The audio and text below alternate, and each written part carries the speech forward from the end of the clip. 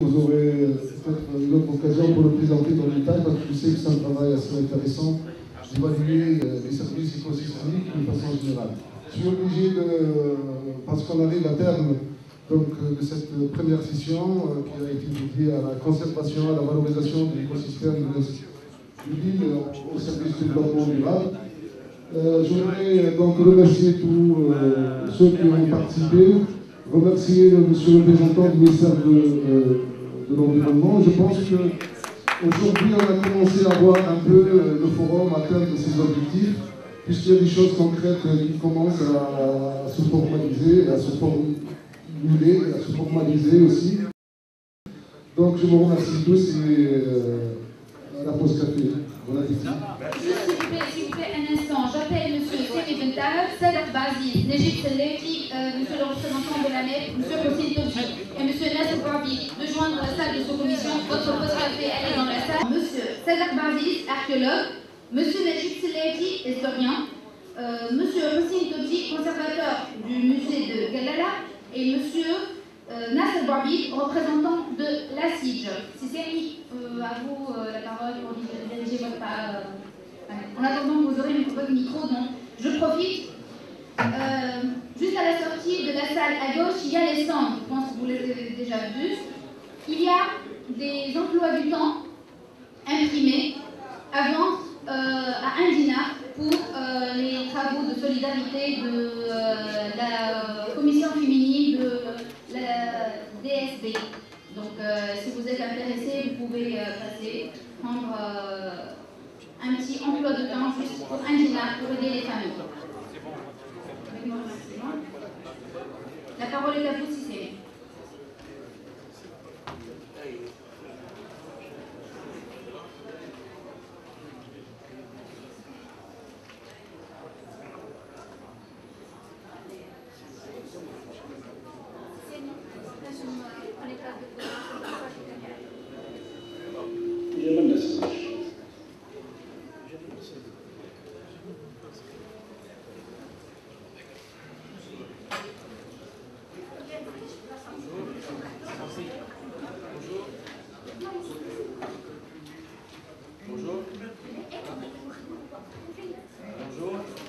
Je voudrais d'abord remercier les organisateurs de ce forum de m'avoir accordé l'honneur de cette session qui sera donc, comme vous l'avez déjà noté, qui sera donc consacrée au thème qui m'est personnellement cher, à savoir le patrimoine insulaire.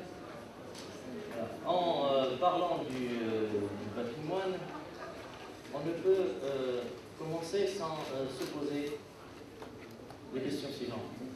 Quel bilan peut-on dresser aujourd'hui de ce patrimoine insulaire, historique et archéologique?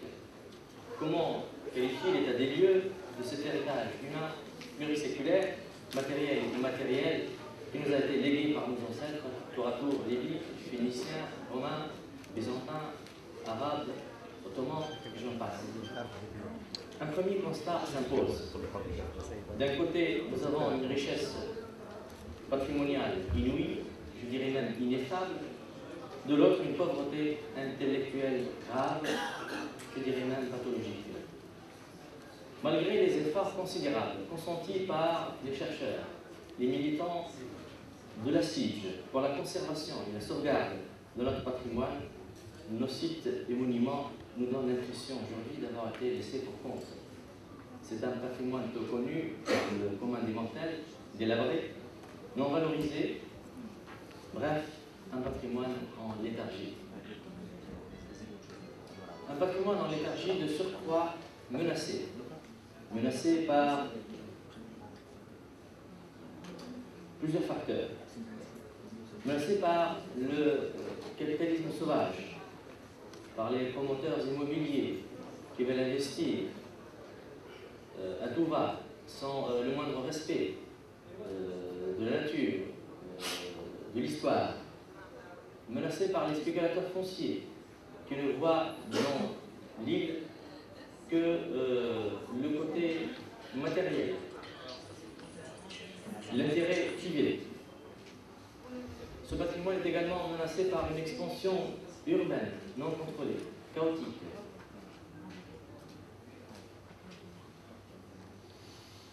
Alors, je me limite à ces deux menaces, il y en a bien d'autres, mais j'ai juste voulu ajouter mon grain de sel, comme on dit. Et alors, face à cette situation compliquée, quelle réponse aujourd'hui peut-on apporter à ces questions, à ces problèmes? Faut-il proposer une nouvelle approche et comment?